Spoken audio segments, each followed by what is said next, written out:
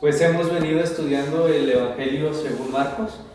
Ya vamos en esta sección donde se nos van a presentar algunos milagros que el Señor hizo a través de Galilea. Recordemos que el Señor está ubicado en Galilea. Marcos ya nos ha narrado varios eventos que ocurren en este lugar. En la sección anterior vimos cómo el Señor expulsó un demonio. Él estaba enseñando en la sinagoga en Capernaum y expulsó a un demonio. Entonces sigue en esta región de Galilea. Pero ahora este suceso que nos presenta el escritor nos narra los inicios del ministerio público del Señor Jesucristo. El escritor ha querido que veamos dos principios clave. Esto nos lo ha mostrado en la sección anterior, en la sección de la enseñanza en la sinagoga y en el exorcismo, la expulsión del demonio que realizó. Estos dos principios son que el ministerio del Señor Jesucristo es con autoridad, ese es el primero, y el segundo es que es un ministerio con poder. Entonces estos dos puntos van a ser clave mientras estudiemos todo el Evangelio según Marcos. Cristo no es un filósofo, Cristo no es un pensador, Cristo no es simplemente un rabí. Cristo es el Hijo de Dios que se hizo hombre, vino a enseñar a los hombres y vino a salvar a los hombres.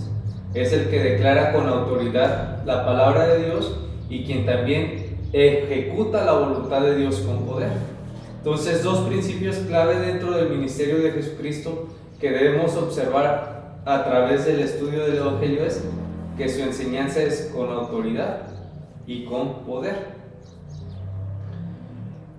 Estos dos puntos los debemos de ver y observar a través de las distintas escenas que nos muestra el escritor. Entonces, ya habiéndonos mostrado Marcos estos dos puntos en el pasaje anterior, ahora salta a mostrarnos los milagros que el Señor hizo en Galilea. Es algo así como si Marcos nos narrara cómo fue el ministerio público del Señor, vamos a esperar que pase la mañana, o cómo fueron los inicios del ministerio público del Señor alrededor de Galilea.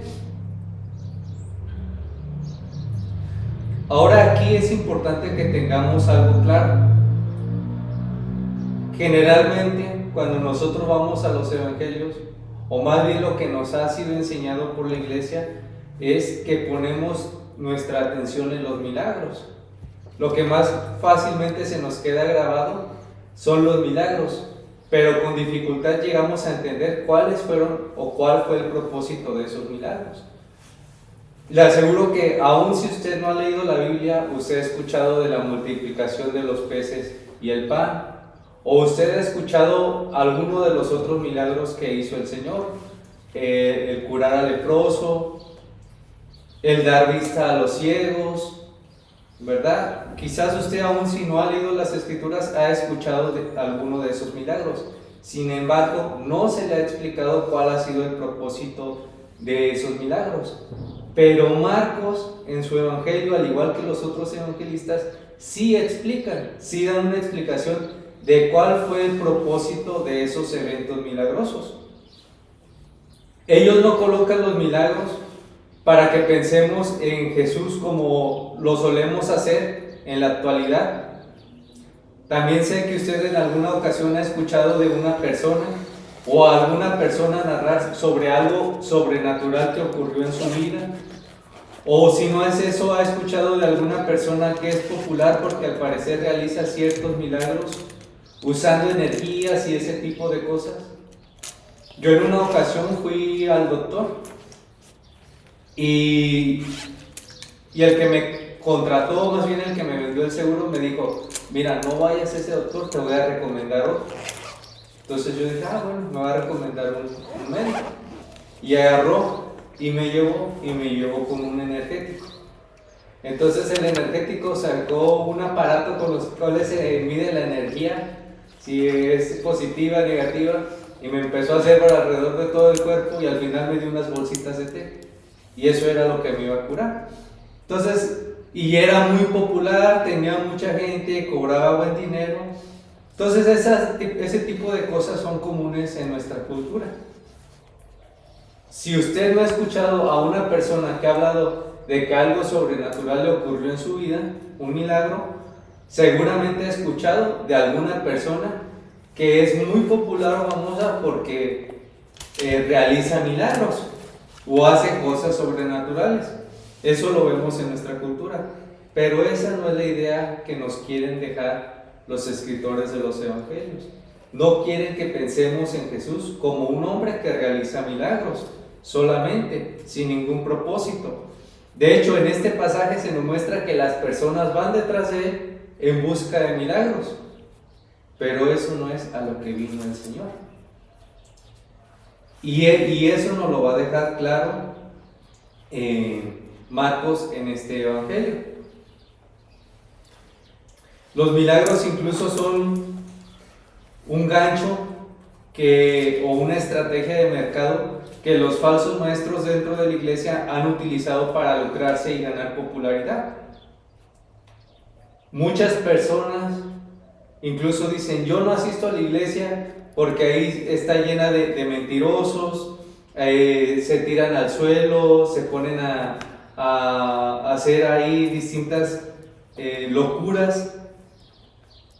Incluso la popularidad de los milagros ha sido un gancho que ha usado una parte de la iglesia para lucrarse y ganar popularidad. Pero eso tampoco es lo que nos va a mostrar este evangelio. Los milagros dentro del ministerio de Cristo tienen un sentido completamente diferente, y eso es lo que buscaremos explicar en esta mañana. Entonces, acompáñenme por favor a ver nuestro bosquejo. El título de esta enseñanza es Los milagros en el ministerio de Jesús. Los milagros en el ministerio de Jesús. Aquí los evangelistas nos van a remitir nuevamente a una profecía que estaba escrita acerca del sentido que tienen los milagros en el ministerio de Jesús. Y en base a esta profecía o a este punto, es como si nos dejaran una guía para interpretar la serie de milagros que el Señor Jesucristo estará realizando a través de todo su ministerio. Entonces, el título de la enseñanza es Los milagros en el ministerio de Jesús. Nuestro primer punto es: Jesús sana a la suegra de Pedro. Nuestro segundo punto es: los enfermos y endemoniados buscan a Jesús. Y el tercer punto es: milagros o señales. ¿Cómo llama a nuestra fe?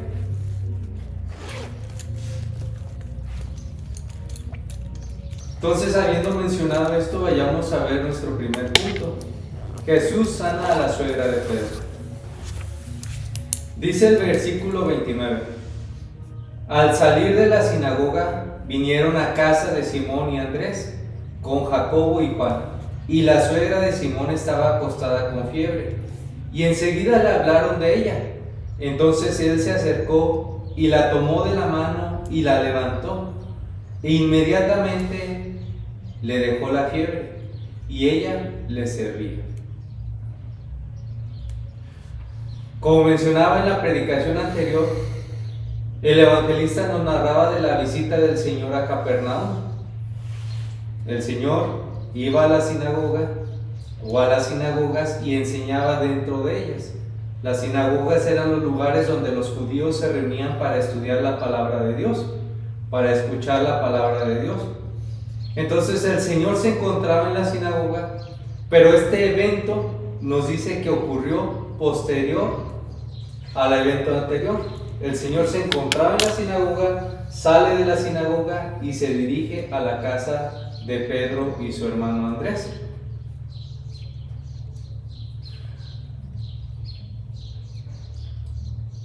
Entonces el Señor se dirige a casa de Pedro y su hermano Andrés y nos narra que Juan y su hermano Jacobo lo acompañaban.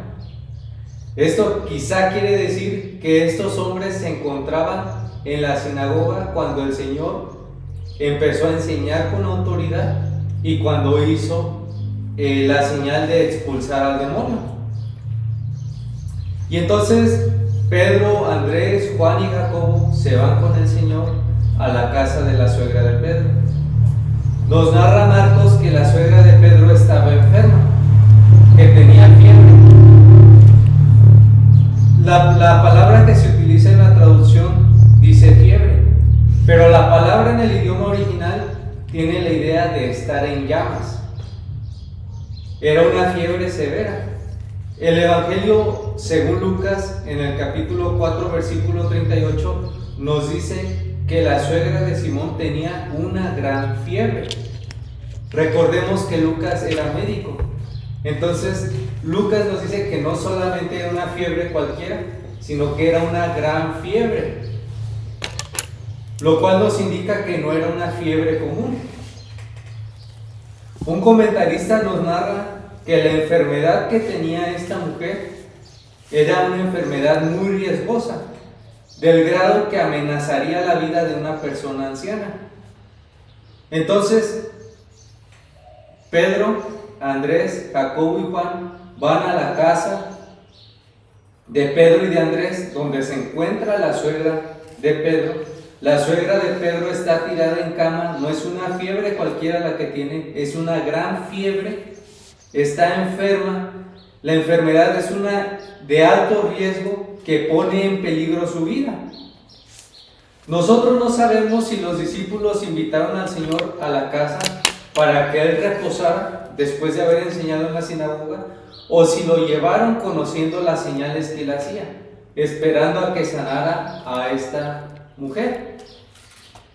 Sin embargo, lo que nos quiere mostrar este pasaje es que la suegra de Pedro estaba grandemente enferma, podía morir, no podía ni siquiera levantarse de la cama, y entonces los discípulos comienzan a rogarle al Señor que por favor la sane. Esto lo podemos ver en Lucas 4:38, y le rogaron por ella. Los discípulos le ruegan al Señor que por favor sane a la suegra de Pedro. De acuerdo con Lucas y con Marcos, el Señor se acercó a ella y le tomó la mano y reprendió a la fiebre, y la fiebre le dejó. Lucas nos da un poco más de detalles que complementan este pasaje en Marcos. No solamente nos dice que la curó, sino nos dice que reprendió a la fiebre y la fiebre la dejó. Ahora, esto de que la reprendió no lo debemos confundir con la práctica que hacen muchas iglesias, donde dicen yo te reprendo y yo decreto o yo declaro. Usted no tiene poder de decretar, usted no tiene poder de declarar, usted no tiene poder de reprender, usted no tiene poder de nada. Lo único que puede hacer es lo que hicieron los discípulos. ¿Qué hicieron? Pedirle a Dios. Rogaron al Señor. No dijeron yo te reprendo. Pedro no dijo yo te reprendo, enfermedad, sal de mi suegra, yo declaro, yo tengo. No, ellos le rogaron al Señor que la sanara. ¿Qué nos quiere mostrar Marcos aquí? Lo que Marcos nos quiere mostrar aquí es, sí, usted no tiene poder de reprender, de decretar, pero Cristo sí lo tiene. Marcos quiere mostrarnos aquí que Cristo sí tiene poder sobre la enfermedad. Marcos nos muestra aquí un milagro, donde vemos nuevamente el poder de Cristo. En el pasaje anterior, Marcos nos mostró el poder de Cristo sobre el mal espiritual, cómo expulsó a un demonio. En este punto, Marcos nos muestra que Cristo tiene poder también sobre el mal natural, es decir, sobre la enfermedad. No obstante, Marcos no quiere que pensemos en Cristo como lo denominaríamos en nuestro contexto, un curandero o un hacedor de milagros. Marcos no nos muestra a Cristo como un charlatán o un falso milagrero. Lo que Marcos quiere que consideremos es quién es este que reprende a la enfermedad y ésta le obedece. Es como si Marcos nos planteara preguntas a través de lo que él nos enseña. En el pasaje anterior nos muestra que tiene poder sobre los demonios, ¿verdad? Reprende al demonio y éste sale. Ahora en este pasaje nos muestra que reprende la enfermedad y ésta también le obedece y deja a la mujer. E inmediatamente la mujer se levanta y comienza a servirle. Marcos nos muestra que Cristo tiene verdaderamente poder sobre el mal natural, sobre la enfermedad. Entonces, imaginen la escena. El Señor sale de la sinagoga, se dirige a la casa de Pedro y Andrés. Quizá los discípulos lo llevaron con ambos propósitos, para que el Señor descansase, pero también para que curase a la suegra de Pedro. Sabían que la situación de la suegra de Pedro era grave, que estaba en riesgo de muerte. Muy probablemente atendieron al Señor a la sinagoga en busca de ayuda para esta mujer. Lo llevan a la casa, llegan a la casa, el Señor ve a la mujer y no vemos a Cristo preguntándose: ¿qué voy a hacer? Llamemos a un médico. No, vemos al Señor Jesucristo simplemente diciendo: enfermedad, sal de ella, reprendiéndola, y la enfermedad, el mal natural, le obedece. Es un mal natural, verdaderamente. Entonces el Señor sana a la suegra de Pedro, pero ahí no termina la idea. Vamos a continuar explicándola en esta enseñanza. Entonces, después de que el Señor sana a la suegra de Pedro, nos narra el pasaje un evento que acontece posterior a esto. Dice nuestro segundo punto: los enfermos y endemoniados buscan a Jesús. Versículo 32. Cuando llegó la noche, luego que el sol se puso, le trajeron todos los que tenían enfermedad y a los endemoniados. Y toda la ciudad se agolpó a la puerta, y sanó a muchos que estaban enfermos de diversas enfermedades, y echó fuera demonios, y no dejaba hablar a los demonios, porque le conocían. ¿Qué nos muestra este punto? Nuevamente, Marcos enfatiza los dos, ha venido enfatizando los dos puntos: poder sobre los demonios, sobre el mal espiritual; poder de Cristo sobre el mal natural. El milagro que el Señor Jesucristo hizo con la suegra de Pedro, y también el evento que había ocurrido en la sinagoga, es muy probable que ambos eventos fueran difundidos. Porque si no, ¿de qué otra manera toda la gente se agolparía fuera de la casa de Pedro para que les hiciera milagros? Es muy probable que el evento que ocurrió en la sinagoga y el evento que ocurrió en la casa de Pedro fueran escuchados, fueran difundidos entre el pueblo, y entonces esto comenzó a generar la popularidad entre la gente, pero al mismo tiempo comenzó a generar el desagrado de los religiosos. ¿Por qué razón?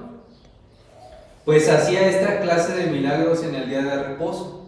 ¿Cuándo fue que expulsó al demonio? En la sinagoga, en el día de reposo. ¿Cuándo fue que curó a la suegra de Pedro? En el día de reposo.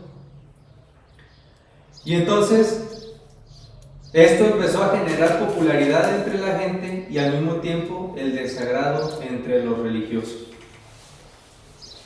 Pero Marcos nos pasa a relatar que durante la noche comenzó a venir la gente al Señor, buscando ser sanados de sus enfermedades y liberados de demonios.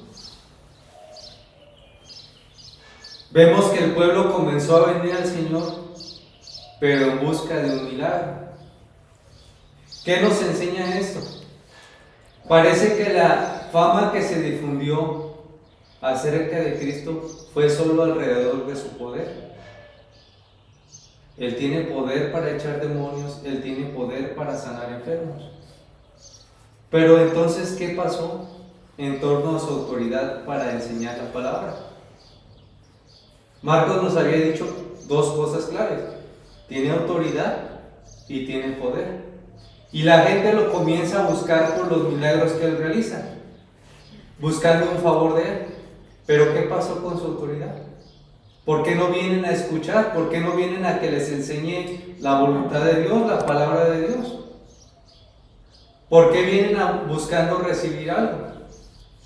Generalmente la gente va detrás de Dios cuando necesitan algo, pero no van detrás de Él para escucharle, para ser enseñados por Él, para sujetarse a su palabra, para buscar servirle. Esto es un problema incluso en nuestros tiempos. La gente busca algo de Dios, buscan un milagro,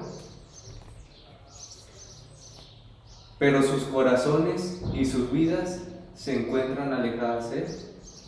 No les interesa oírle, no les interesa obedecerle, no les interesa servirle. Se tiene una imagen muy pobre de Dios. Se piensa de Dios como si fuera un genio, que solo está ahí para conceder los deseos cuando nosotros queramos. Dios, dame un carro. Dios, dame dinero. Dios, dame, no sé, cualquier cosa que se les pueda ocurrir. No quiere decir que no debamos pedir a Dios. Debemos pedir a Dios. Dios es el único que verdaderamente nos puede dar, pero debemos enseñarnos a pedir conforme a su voluntad.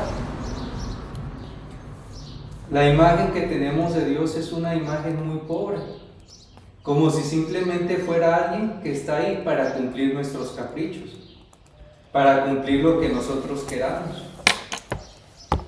Pero no hay ningún interés ni de oírle ni de obedecerle. Y si no se piensa de Dios como un genio, se piensa entonces de Dios como un cambista, uno con el que puedes hacer trueques y obtener lo que deseas. ¿O no es así? Sí. Dios, hazme este milagro y me voy de rodillas al Cerro de las Tres Cruces. ¿Vemos aquí a Cristo pidiéndoles algo? ¿Vemos aquí a Cristo diciéndoles, bueno, yo te sano, pero entonces me debes 3 denarios? No. O bueno, yo te voy a sanar, pero entonces me tienes que dar algo a cambio. No. Estas son imágenes erróneas sobre Dios. Hay dos: muestra la misericordia, la bondad de Dios y su paciencia para con los hombres. Pero no pienses en Dios como un genio o un cambista. Dios no está en deuda con nosotros. Si Dios nos favorece, si Dios hace algo a nuestro favor, si Dios tiene misericordia con nosotros, es porque esa es su naturaleza. No porque nosotros lo ganemos, no porque nosotros lo merezcamos. Dios extiende su misericordia y su bondad tanto con creyentes como incrédulos. Primero hace un milagro a los discípulos y después vemos que hace un milagro a los que aún no creen en Él, a los que vienen simplemente en busca de un milagro, a los que vienen incluso buscando algo de Él. Vamos a considerar 3 puntos. Si tú has recibido o has gustado de la bondad y la misericordia de Dios, no es porque tú lo merezcas, es porque la naturaleza de Dios es ser bondadoso y misericordioso. Pero también no confundas esto.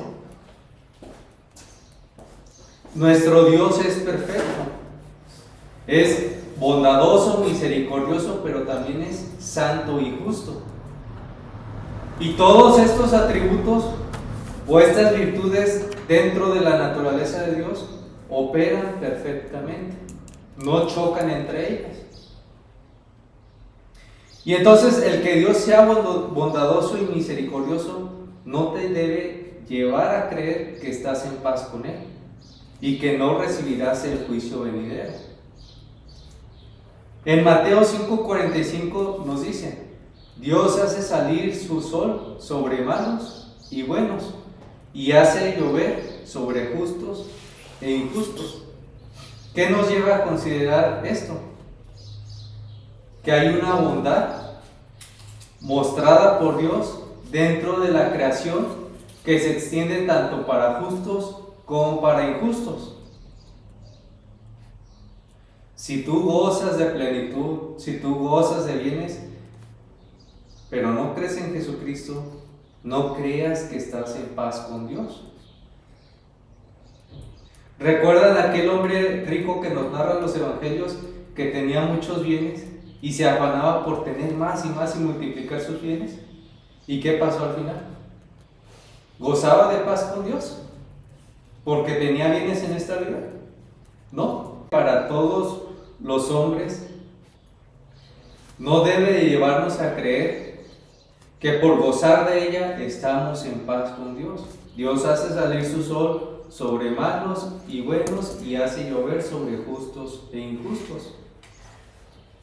En Romanos 2:4 nos dice que la benignidad de Dios incluso es con el propósito de llamar a los incrédulos.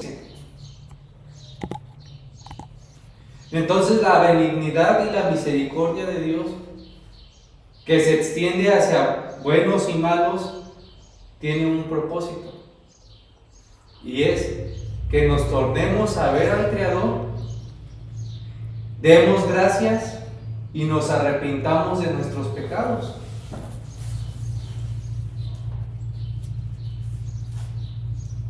La misericordia y la benignidad de Dios alegra al alma, pero su función es llevarnos a Dios arrepentidos por nuestros pecados y por nuestra ingratitud. He escuchado muchas veces que varias personas dicen: no sé por qué Dios me tiene aquí. No sé por qué Dios me tiene aquí.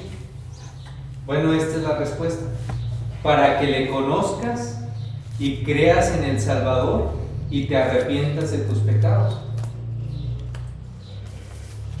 Si Dios ha mostrado su bondad y su misericordia en tu vida, tiene este propósito: que le conozcas, que creas en el Salvador y te arrepientas de tus pecados.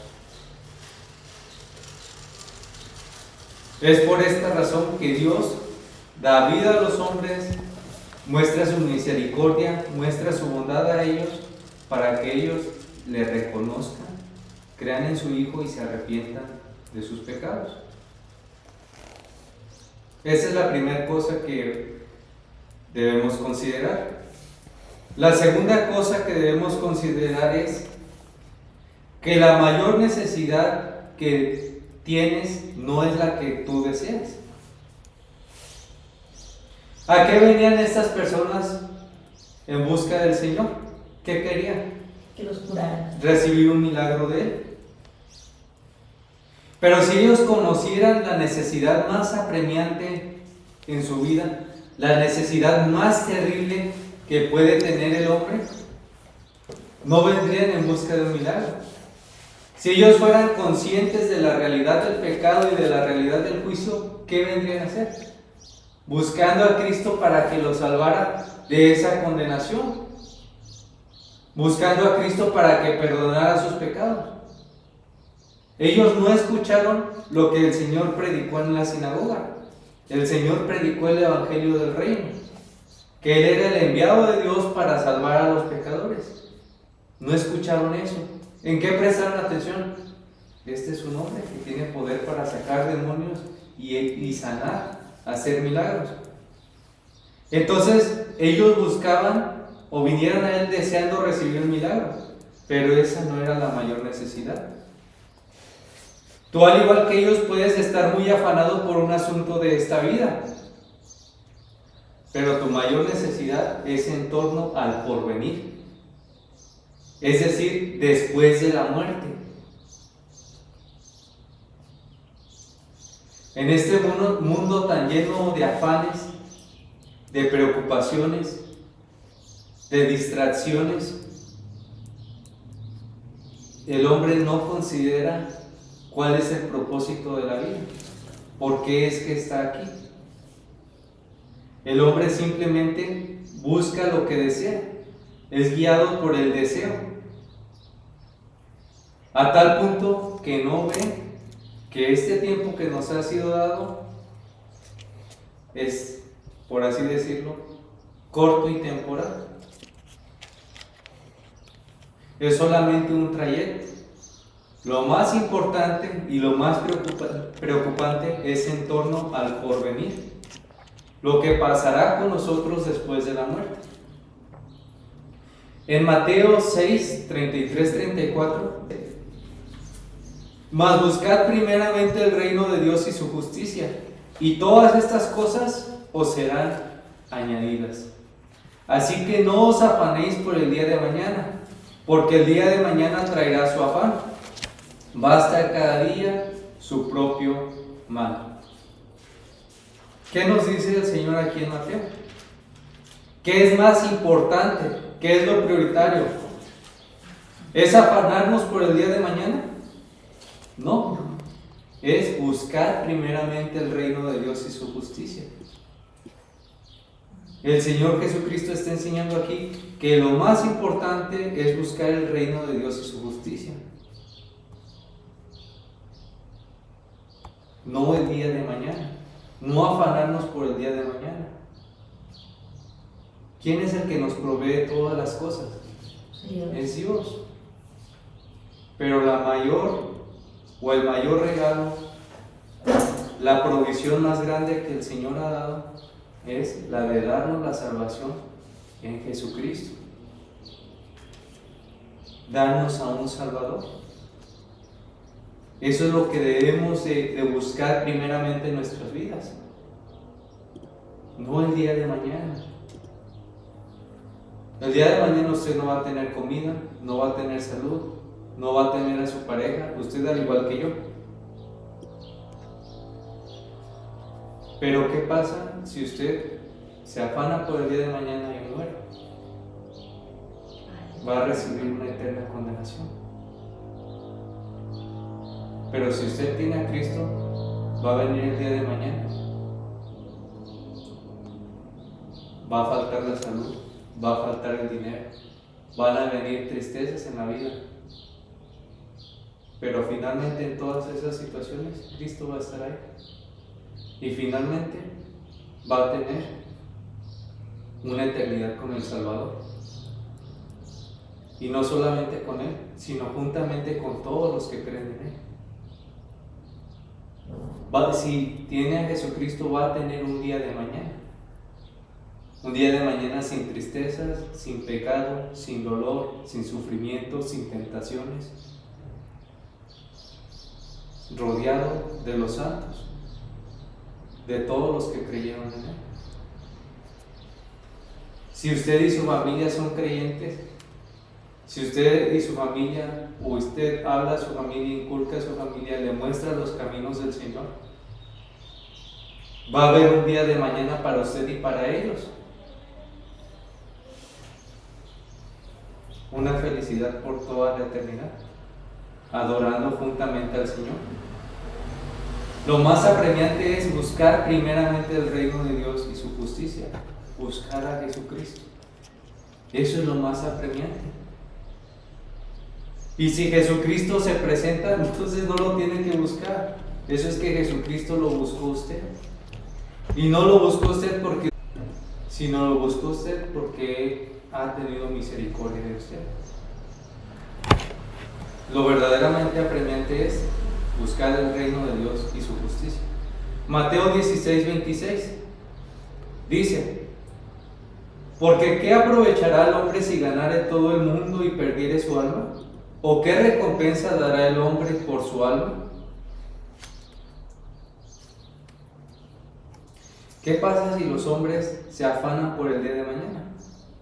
Bueno, usted puede ganar todo el mundo, puede hacer todos los bienes que quiera y al final considere qué recompensa dará el hombre por su alma. Es decir, ¿cómo se parará delante de Dios? ¿Qué cuentas dará a Dios por su alma? Si Dios nos da esta vida para que le conozcamos a Él, nos arrepintamos y creamos en el Salvador, y el hombre hace algo distinto a lo que Dios ha ordenado, o sea, esta vida que Dios nos ha dado, desde el Génesis tiene un propósito, y es que nosotros conozcamos al Señor. Si Dios no dio el castigo eterno cuando Adán y Eva pecaron, fue con este propósito, para salvarnos. Fue por misericordia, fue por amor, fue por su gracia, para que le conozcamos y nos arrepintamos del pecado. Pero ¿qué hizo el hombre? Construir su propio reino, construir su propio sistema de vida, oponerse a los propósitos de Dios, cambiar la voluntad de Dios y establecer su propia voluntad, darle un sentido distinto a la vida. Eso es lo que hizo el hombre, dar un distinto sentido a la vida, de aquel sentido que Dios le ha dado a la vida. Y al final, ¿qué recompensa dará el hombre por su alma? ¿Qué va a dar el hombre cuando tenga que estar delante del trono de Dios y dar cuentas por su alma? No habrá un monto monetario con el cual el hombre pueda dar el rescate de su alma. Estos pasajes nos llevan a considerar que los males y los bienes de esta vida no son comparables a sus realidades eternas. ¿Qué quiere decir esto? Tu mayor necesidad es ponerte a cuenta con Dios, que tus pecados sean saldados. Y eso es lo realmente importante, porque de ello depende que tú estés en el cielo con Él adorándole, o estés en el infierno sufriendo su ira por toda la eternidad. Tu mayor necesidad es ponerte a cuenta con Dios, que tus pecados sean saldados. Pero no creas que eso se puede lograr por medio de dinero. No lo confundas como muchos falsos maestros lo han confundido, que des dinero para pagar tu rescate. No, que tus pecados sean saldados, pero esto solamente puede ser pagado con un precio. ¿Y qué crees? La buena noticia es que ese precio fue pagado por el único que podía pagar, por Cristo, por el Salvador. El precio para que Dios perdone nuestros pecados es, o fue, que Cristo se hiciera hombre y con su sangre, más bien con su vida de obediencia perfecta, en nuestra representación fuera a la cruz y sufriera la ira de Dios por nuestros pecados. Lo único que puede saldar nuestra deuda es que Cristo haya pagado por nuestros pecados. Y Cristo sí lo hizo. Pagó por los pecados de todos los que creemos en Él. ¿Crees tú esto? Sí. Esto es lo que nos enseñan los evangelios. Que la necesidad más grande que tenía el hombre fue la que vino a atender el Salvador. Sí, Él extendió su misericordia y su bondad hacia los hombres, pero para que le reconocieran que Él es el Salvador dado por Dios y que vino a cumplir una tarea más grande, que curar una enfermedad, que sacar un demonio. Vino a salvarnos de la eterna condenación. En este sentido, el Señor preguntará: ¿qué es más difícil? ¿Sanar a este enfermo o perdonarle sus pecados? En este sentido es que Él preguntará eso, porque Él tiene poder de ambos. Pero ¿qué es más apremiante? ¿Sanar a un enfermo o perdonarle sus pecados? Perdonarle sus pecados. Entonces esta es la segunda cosa que debemos considerar. Cristo vino atendiendo una tarea más grande de lo que nosotros podamos desear. Cristo vino a salvarnos de una eterna condenación. Y si tú verdaderamente crees en Cristo, puedes tener seguridad que el día que estés delante del trono de Dios, no te echará fuera ni escucharás palabras de juicio, sino escucharás: venid, amados míos. Has recibido a mi Hijo, igualmente me has recibido a mí. Entrar en el gozo eterno. ¿Por qué? ¿Qué creen? Dios no salva a justos. ¿Por qué creen? Porque no hay justos. Todos somos pecadores. Por cuanto todos pecaron y han sido destituidos de la gloria de Dios. No hay justo, no hay bueno, ni aun uno. Todos somos pecadores. Y todos tenemos la misma necesidad de un gran Salvador, del gran Salvador Jesucristo.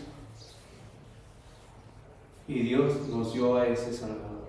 Es el Salvador enviado por Dios. La tercera cosa que debemos considerar es: se nos narra que muchas personas vinieron a Jesús. Pero sobre esto, y este es el punto clave, el punto central, Mateo 8:17 nos lleva a considerar un punto particular. Y es el punto o la lupa que nos llevará a ver los otros eventos de endemoniados y de sanidad. Mateo 8:17 nos lleva a ver un punto particular. Y es que los milagros que nuestro Señor realiza en este pasaje tienen el propósito de mostrarnos nuevamente el cumplimiento de una profecía. Mateo 8:17 es el pasaje paralelo con este pasaje en Marcos. ¿Cuál es la profecía que nos muestra Mateo 8:17? Para que se cumpliese lo dicho en el profeta Isaías, cuando dijo: Él mismo tomó nuestras enfermedades y llevó nuestras dolencias. O sea, Mateo 8:17, que es el pasaje paralelo con Marcos, nos dice que el Señor Jesucristo hizo estos milagros y estas señales para que se cumpliese lo que decía el profeta Isaías. Él mismo tomó nuestras enfermedades y llevó nuestras dolencias.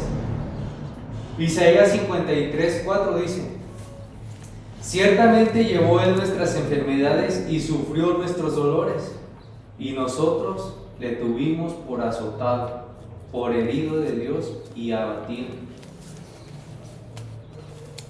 Mateo nos lleva a considerar esta profecía en el libro de Isaías, y esta profecía es conocida como la profecía del siervo sufriente. Se llama así porque desde el capítulo 52 Dios nos presenta a su siervo. Dios comienza a hablar de su siervo.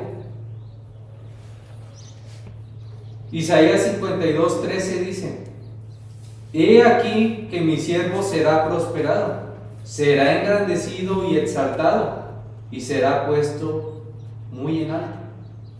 ¿Cómo se asombraron de ti muchos? De tal manera que fue desfigurado de los hombres su parecer, y su hermosura más que la de los hijos de los hombres.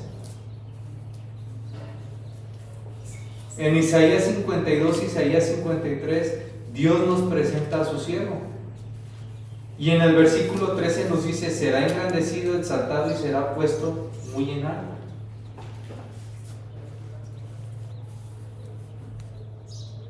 Y esto primero que nos dice es que será exaltado, será engrandecido por Dios. Porque por los hombres no lo fue. Los hombres lo crucificaron. Los hombres se burlaron de él. Le escupieron, lo abofetearon.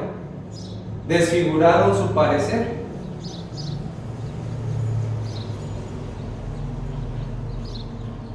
Pero aquí el Señor nos presenta: he aquí mi siervo.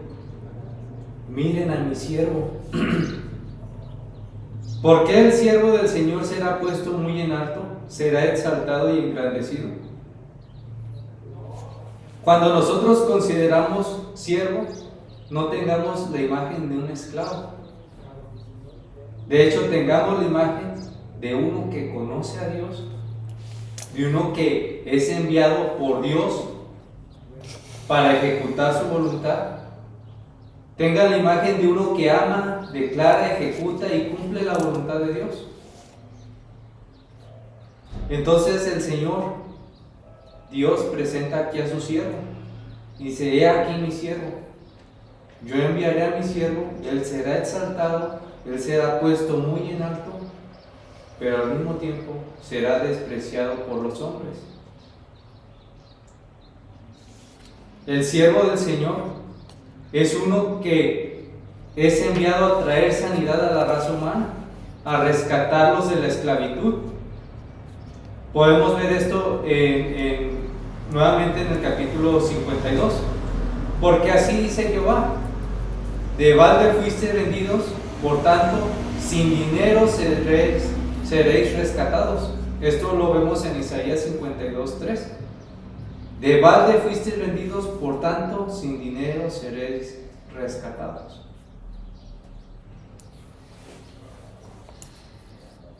¿Cómo seréis rescatados de la esclavitud sin dinero? La respuesta en el mismo pasaje: he aquí mi siervo. El protagonismo del siervo es que Él es el que vendrá a traer la libertad. Él es el que vendrá a traer la salvación. Él es el que vendrá a ejecutar la voluntad de Dios. Pero ¿cómo será la manera en que el siervo ejecuta la voluntad de Dios? Siendo desechado por los hombres, visto con menosprecio, injuriado y llevado a un madero, a morir por nuestros pecados. Va a ser puesto en alto, exaltado por Dios tras su resurrección. Pero durante su vida y su ministerio, en medio de los hombres, va a ser desechado, visto con menosprecio, injuriado y llevado a un madero, recibido con incredulidad, asesinado en una cruz. Yo creo que aquí los evangelistas tienen un propósito muy intencional, y es que desde el inicio nos están mostrando las señales que hizo Jesús y nos están diciendo lo que ellos vieron con sus propios ojos y lo que los hombres hicieron con el Señor y lo que pasó después de que Él fue crucificado. ¿Cómo se cumplió esta profecía? Él era el siervo sufriente, el que fue enviado por Dios para traer libertad, para sanar a los enfermos, para curar, liberar a los endemoniados, y los hombres se fueron detrás de Él porque querían un milagro. Y sí, Él hizo todas estas señales, pero con un propósito. Y el propósito es que le conocieran a Él, que Él era el enviado por Dios a salvar a los pecadores de la ira venidera. ¿Cuál fue el mensaje que nos venía predicando Juan el Bautista? El reino de Dios ha llegado, huid de la ira venidera, arrepentidos. En base a todo esto es que llega Jesús. Todo esto es nuestro contexto que nos proporciona qué es lo que vino a hacer Jesús. La gente se va detrás de Él por un milagro, pero Él vino atendiendo la necesidad más grande de los hombres: salvarlos de la eterna condenación, salvarlos de la esclavitud del pecado, perdonar sus pecados. ¿Es este el Jesús en el que tú crees? Sí. ¿O tú crees en un Jesús solamente por el hecho de que deseas recibir de Él un milagro? El Jesús que debes de creer es este: el siervo que vino, el Hijo de Dios que vino a salvar a los pecadores de la eterna condenación. Entonces el Señor confirma su ministerio a través del cumplimiento de la profecía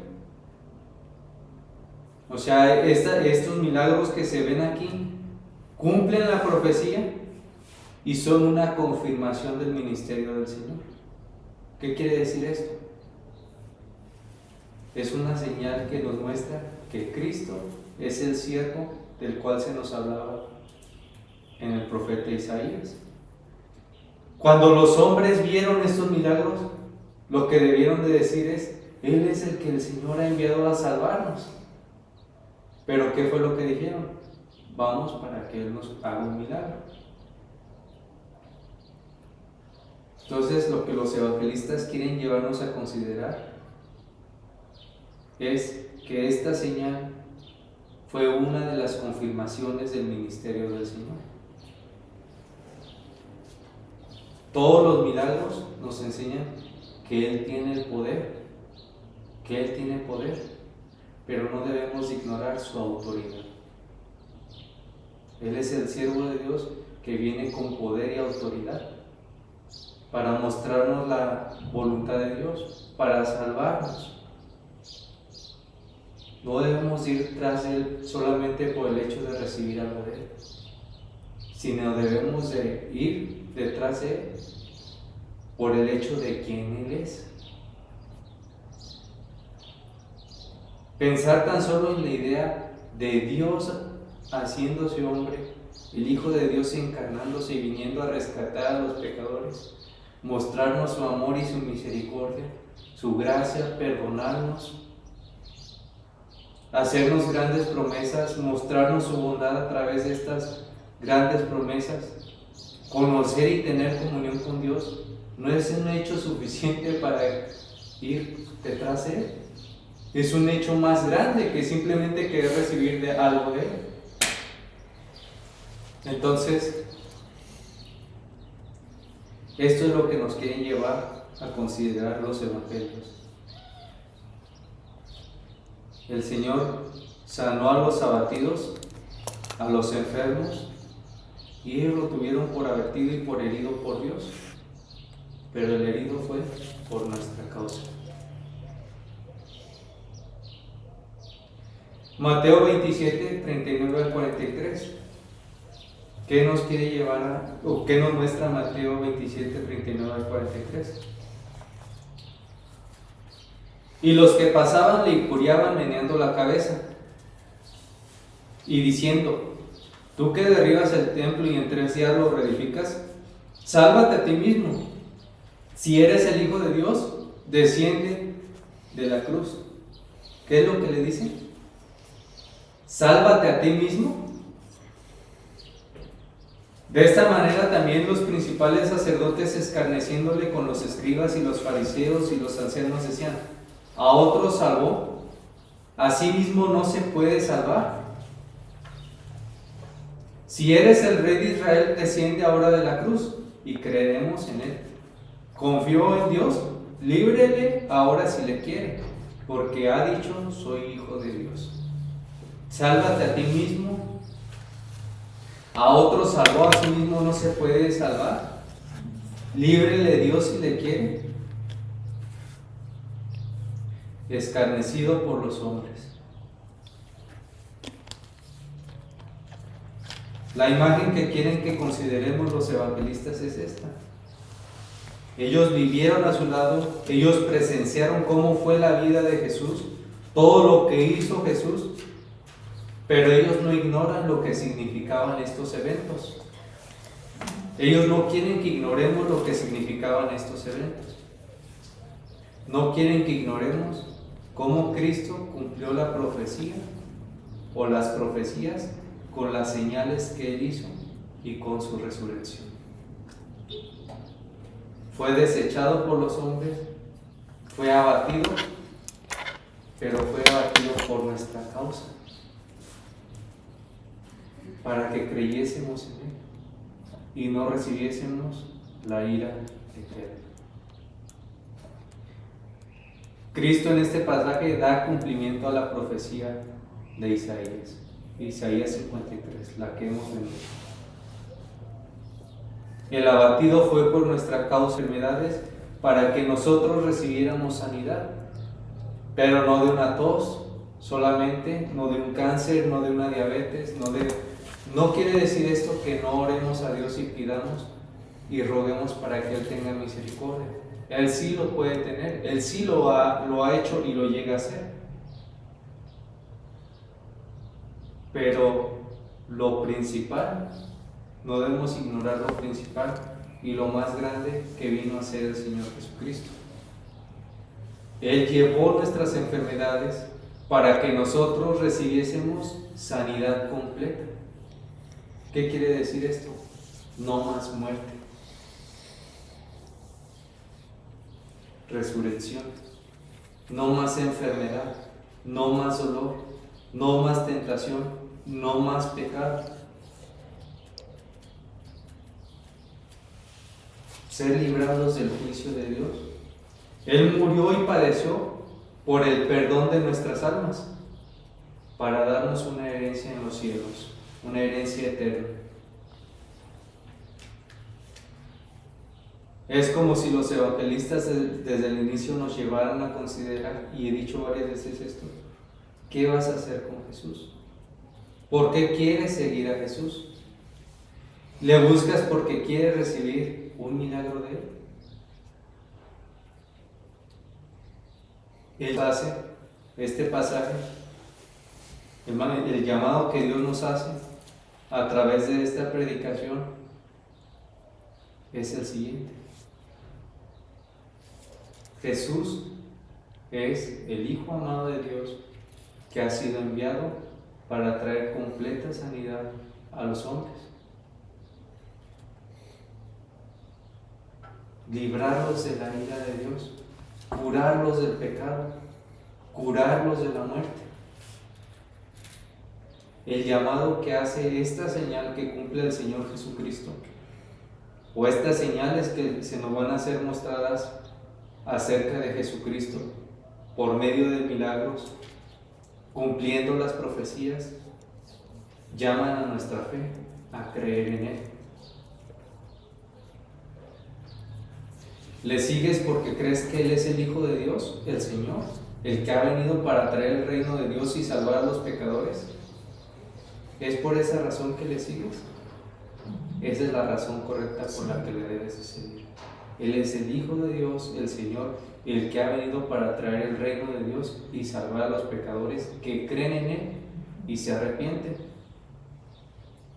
Entonces vayamos a nuestro tercer punto. Milagros o señales. ¿Cómo llaman a la fe? Por lo que se nos ha mostrado anteriormente, los evangelistas no nos exponen los milagros del Señor como eventos hechos al azar o sin ningún propósito. Desde este inicio, y los evangelios contemplan este punto desde el inicio, antes de proseguir a mencionarnos más cosas acerca de los milagros, porque este punto establece un panorama correcto del sentido que tuvieron los milagros dentro del ministerio del Señor Jesucristo. Son eventos dentro de los propósitos del Señor con una finalidad más grande que ser simplemente un hecho al azar, un evento al azar. Nos muestran el gran amor y la misericordia de Dios en Jesucristo. Son eventos dentro del propósito, dentro de los propósitos del Señor, con un objetivo: que pongamos nuestros ojos no en el milagro, sino en Jesucristo. Lo que se denominaría un milagro, si no ponemos atención a la profecía que se nos ha mostrado, no veríamos que es una señal, una marca que testifica el ministerio de Cristo, una señal que nos muestra que Él es el Mesías prometido. Cuando la gente va detrás de un milagro, lo único que esperan es que se cumpla lo que están pidiendo, lo que ellos creen necesitar. Pero la diferencia entre un milagro y una señal es que la señal nos testifica algo, nos enseña o nos guía a algo específico y nos llama a responder. Un milagro puede ser como un evento hecho al azar, considerado de esta manera. Un evento milagroso, poderoso, que ocurre por casualidad, sobrepasando las leyes o las cosas habituales, naturales. Pero una señal nos testifica algo específico y nos llama a responder. Los evangelistas nos muestran o nos mostrarán una serie de profecías que el Señor Jesucristo cumple. Un conjunto de señales que nos guían a ver que Él es el Salvador prometido por Dios. Por lo cual su propósito no es solo que nos maravillemos con la persona de Jesús, sino que creamos en Él, que respondamos con Él. Como les decía, la gente venía en busca de un milagro, pero al ver esas señales, esos milagros, ¿qué debieron de hacer? Debieron de haber respondido con fe, creer en Él. Una característica esencial de la fe es que la fe es objetiva. Eres llamado a creer en Jesús, pero no de una manera superficial y de nombre, sino a conocerle. Hay muchas personas que dicen, yo creo en Jesús, pero discierne tú mismo, ¿conoces a Jesús? ¿Quién es Jesús? ¿Cómo es Jesús? ¿Qué le agrada a Jesús? ¿Hace su voluntad? ¿Cuál es la importancia de su venida, de su muerte y de su resurrección? El llamado es a creer, a conocer y a confiar en Jesucristo. Pero el Jesucristo que nos presentan las Sagradas Escrituras. Esta característica esencial de la fe, que es objetiva, nos llama a creer en Jesucristo, pero el Jesucristo que nos presentan las Sagradas Escrituras. Creer en Él, conocerle a Él y confiar en Él. Usted no puede creer en una persona que no conoce. Usted no puede confiar en una persona que no conoce. ¿Usted le confiaría algo, lo más valioso que tiene en su vida, a una persona que no conoce? Pero es lo que hace la gente. ¿Por qué la gente dice, bueno, yo confío en Buda, bueno, yo confío en Alá, bueno, yo confío en tal o en tal? Confían en lo que no conocen, creen en lo que no conocen, simplemente por el hecho de ser popular, simplemente porque otras personas se van detrás de ellos.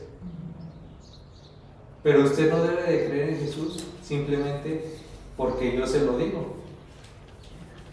¿Cuál es el llamado? O no debe de creer, digamos, en alguna manera, en lo que yo les pueda decir de Jesús. O sea, pues yo con toda confianza les puedo decir, crean en el Cristo que yo les estoy predicando. Pero su tarea es ir y ver el Cristo que les estoy predicando. Y al final se van a dar cuenta que Él es mayor de lo que yo les puedo decir. ¿Qué hicieron en el Evangelio de Juan los discípulos de Juan el Bautista después de que escucharon a Juan? ¿Se quedaron con lo que Juan el Bautista les dijo? ¿O fueron y ellos mismos comprobaron? Fueron a comprobar. Y luego cuando vieron y estuvieron con Jesús y tuvieron comunión con Él, ¿qué hicieron? Creyeron en Él.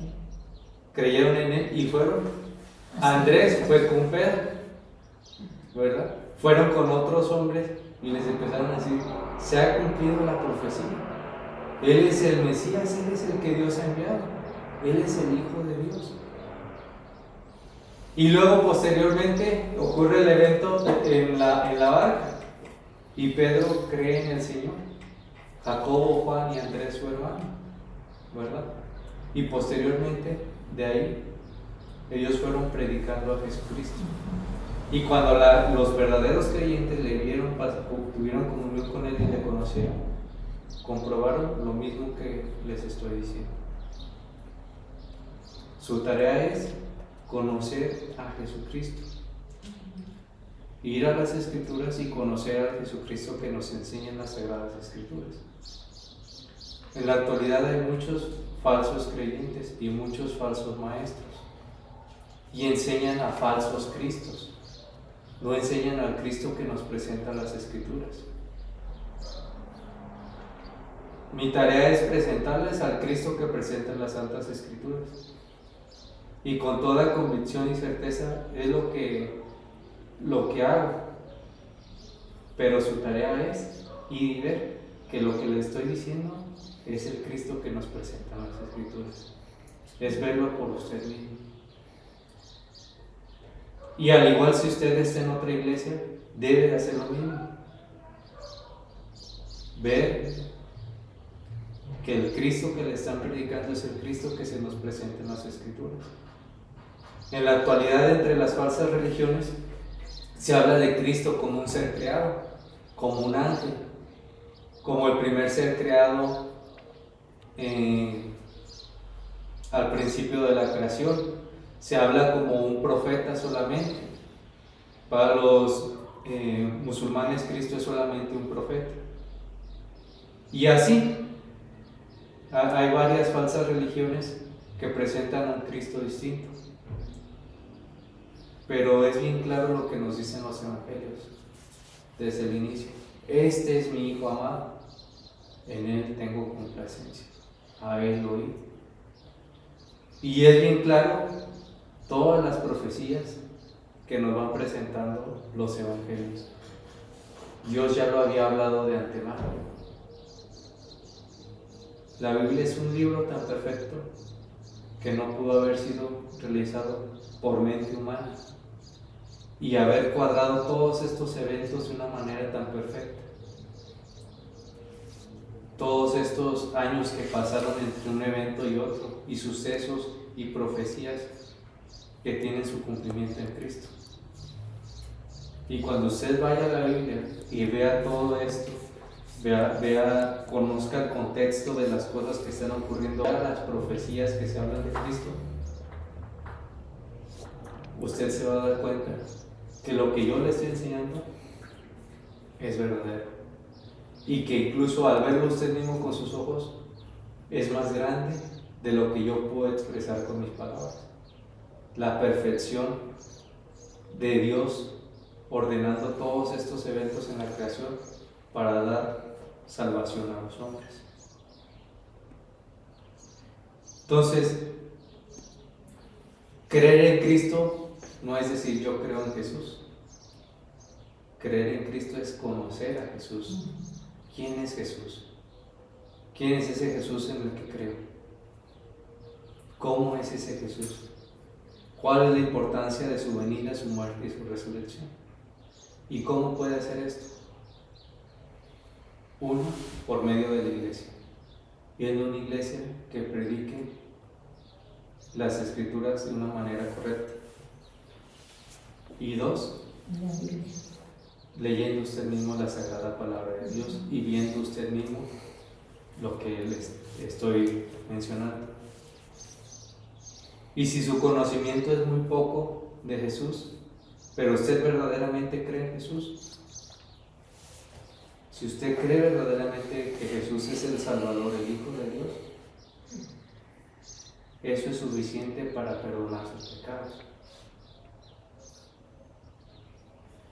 Pero eso no nos exime de seguir viendo la grandeza de nuestro Salvador y de seguir conociéndole a Él.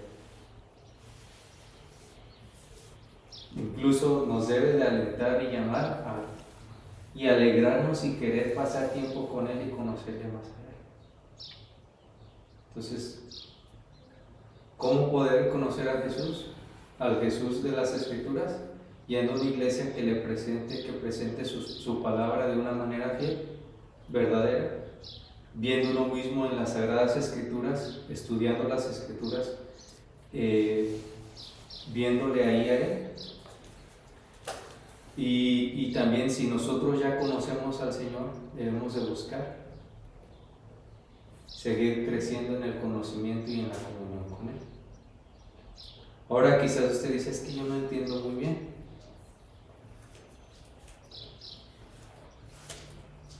yo creo que todos no entendemos muy bien cuando empezamos. No. O sea, y incluso durante nuestro caminar con el Señor. Yo les aseguro que Pedro no entendía muy bien. Yo les aseguro que Pablo no entendía nada bien. Él perseguía a los cristianos, el apóstol Pablo. Y si ellos no entendían, nosotros menos. Pero ¿quién cree que dio el entendimiento? ¿Y quién cree que Dios dio nuestro Señor. Dios. Parece que Pedro, Juan y los apóstoles no entendían muy bien al principio del ministerio del Señor. Pero ¿qué creen? Había una mujer que entendía muy bien. Y esa se llamaba María. Su hija, su mamá de Dios. No, La hermana de la hermana de Marta. ¿Por qué María es la hermana de Marta? Porque estaban estas hermanas y va el Señor a donde están ellas. Y entonces Marta está trabajando, afanada, y María se sienta a los pies del Señor a escuchar lo que el Señor le está enseñando, diciendo. Y estoy seguro que el Señor le estaba predicando este evangelio, el evangelio del reino de Dios, Por eso mostrándose a Él como Salvador. ¿Y qué creen que pasa en los evangelios antes de que el Señor vaya a Jerusalén para ser crucificado? María va y le unge los pies y empieza a lavar sus pies con sus cabellos, con un perfume de nardo. Y se nos dice que este perfume de nardo era de un precio muy caro, que quizás era equivalente a 3 años de salario. Muy probablemente el tiempo en que María comenzó a escucharlo al Señor fue a los inicios de su ministerio. Y el ministerio del Señor fue alrededor de 3 años. Lo cual nos puede indicar que muy probablemente esta mujer, que quizás no entendía muchas cosas, entendía lo esencial, que Él era el Salvador y que Él iba a morir por nuestros pecados. Y comenzó a ahorrar dinero para comprar ese perfume tan costoso, para preparar al Señor para su muerte. Y va y antes de que el Señor sea llevado a la cruz, que vaya a Jerusalén, se reúnen en Betania y ocurre este evento donde María empieza a ungir al Señor. ¿Y qué hace Judas, el incrédulo? ¿Por qué se ha gastado este perfume de tan valioso precio? Pudimos haberlo vendido. Y el Señor dice: dejadla, porque ya he preparado este regalo, este perfume, para mi muerte, para prepararme para mi muerte. Entonces, ¿quién dio el entendimiento a María? ¿Es porque ella fuera más inteligente que los apóstoles? Porque estuvo escuchando a Dios. ¿Quién dio el entendimiento a los pescadores? A Pedro, a Juan, a Andrés, a Jacobo. ¿Quién dio el entendimiento a Pablo, el asesino de cristianos? Dios. Dios es el que nos dará el entendimiento. Entonces, un cuarto punto es: debemos de rogarle a Dios que nos ayude a ver a su Hijo. Sí. Y créanme que el Señor nos ayuda a ver a Jesucristo. Lo que yo les enseño yo no lo podría preparar ni por buena voluntad mía, ni por mi gran conocimiento, sino es porque el Señor nos da entendimiento para gloria de Él. Entonces el Señor es el que nos da entendimiento y nos ayuda a conocer al Señor Jesucristo. Y como les digo, lo que yo les puedo enseñar es lo mismo que dice Juan al final de su evangelio. Hizo muchas cosas el Señor Jesucristo, ¿verdad? Que no cabrían los libros en el mundo para hablar de quién es Él y lo que Él hizo por nosotros. Pero estas cosas les enseñamos para que crean en Jesucristo y para que creyendo en Él reciban vida eterna.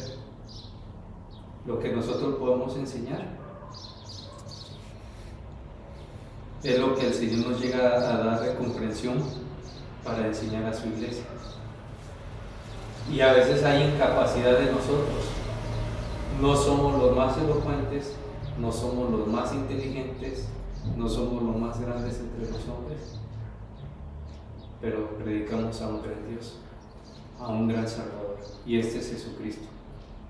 El llamado es conocer al Señor Jesucristo, al que nos presentan las Sagradas Escrituras, y creer en Él. Y esto es lo que nos lleva a considerar en este punto el Evangelio de Marcos. Nos llevan a considerar desde el principio, a través de esta profecía, que la misión, o más bien quién era el Señor Jesucristo, que su misión principal era venir y salvar a los hombres, venir y salvar a los pecadores. ¿Cómo nosotros podemos crecer más en el conocimiento del Señor?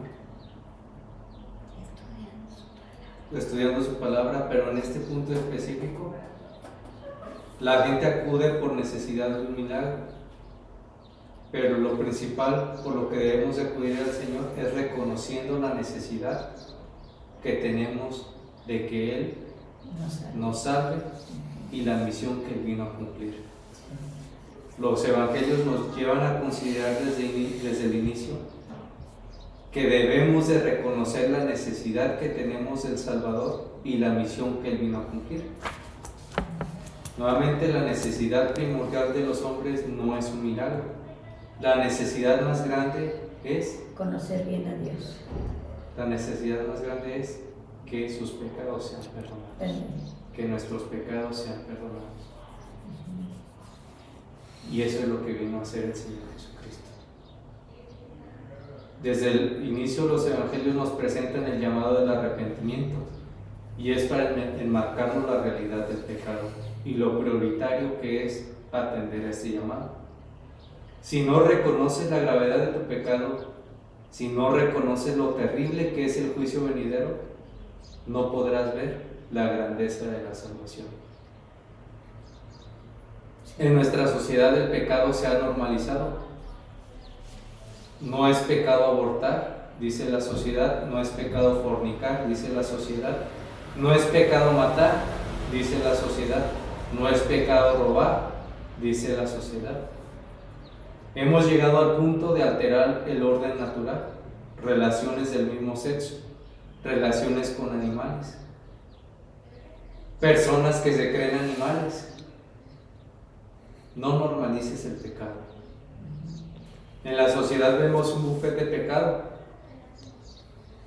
La sociedad ha borrado dos cosas esenciales que debemos de considerar todos los hombres: la realidad del pecado y la realidad del juicio venidero. Y todos estos pecados, ¿qué es lo que hacen? Encienden la ira de Dios, la acumulan hasta aquel día en que Dios derrame su ira sobre todos los hombres. Pero tú sé consciente de algo: si no te arrepientes, pagarás por cada uno de tus pecados. Si no crees en Jesucristo, tú mismo pagarás por cada uno de tus pecados. Y el castigo no se compara al peor sufrimiento, a la peor enfermedad, al peor dolor que hayas sufrido en esta vida. Es un castigo eterno. Pero Cristo, atendiendo a su obra como Salvador, no ignoró la necesidad primordial de los hombres en su ministerio. Él vino a traer perdón y salvación. Estos milagros que vemos aquí, dentro del ministerio de Jesucristo como Redentor, nos muestran que Él vino a manifestar la gloria de Dios a los hombres, a mostrar el poder de Dios, a mostrar las obras de Dios. ¿Con qué fin? Para que creyésemos en Él y recibiéramos el perdón. Cristo es el único que puede salvarnos de la eterna condenación. Y la mejor noticia de todas es que Él vino a eso, a rescatar a lo que estaba perdido, a salvar a sus ovejas. Él vino a manifestar el poder y las obras de Dios, la gloria de Dios a los hombres, para que creyésemos en Él y recibiésemos el perdón. El pasaje nos deja con un mensaje que es: hay una necesidad más apremiante que cualquier otra necesidad. Hay una necesidad más apremiante que cualquier otra necesidad que se pueda presentar en esta vida. Y esa necesidad es que nuestros pecados sean perdonados. Es creer en el Salvador y escapar del juicio venidero.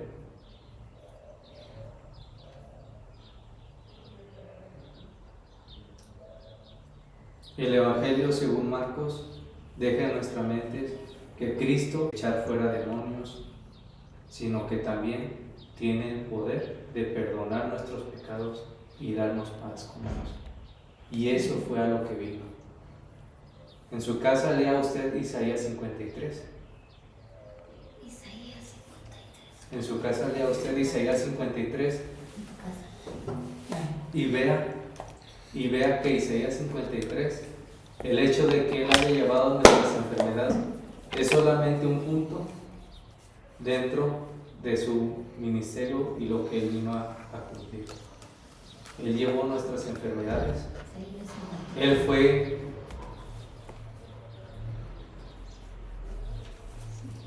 no recuerdo bien la palabra, pero tiene la idea de crujido por Dios, aplastado por Dios,